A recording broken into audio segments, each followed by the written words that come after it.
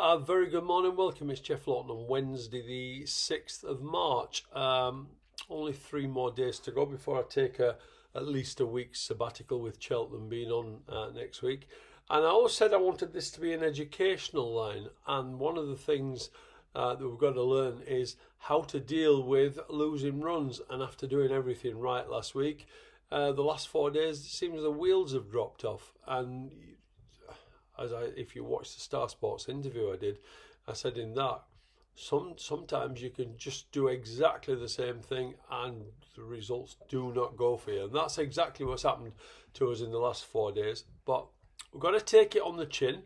We've got to treat it just as we would treat a win. We don't get too high when we win, don't get too low when we lose, and we just kick on.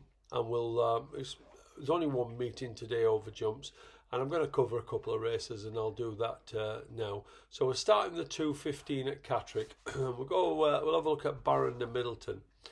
Now he's now an 11-year-old, and this claiming race is probably about his level now. He's better known as a chaser, where he was winning handicaps off 133 a year ago. However, his last 3 runs have been over hurdles, where he's put in 2 good runs and a bad one. The bad one was at Leicester, and that was 2 starts ago, when he went off 5-4 favourite in a similar race to this. He travelled well until he made an horrendous mistake 3 out. That allowed the second favourite today, Foveros, to go by him and beat him 3 lengths. Now he's since running a handicap of 126, and he ran really well until the last, when he tired behind a progressive sort. He drops back a furlong today on a sharper track, and though this ground may not be ideal for him, he does retain enough ability to beat these.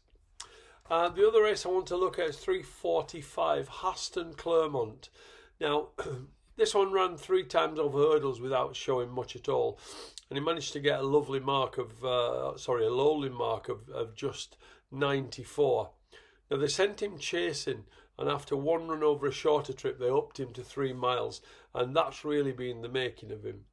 He can idle, and I'm surprised they haven't reached for any sort of headgear, especially cheek pieces, but he's still learning.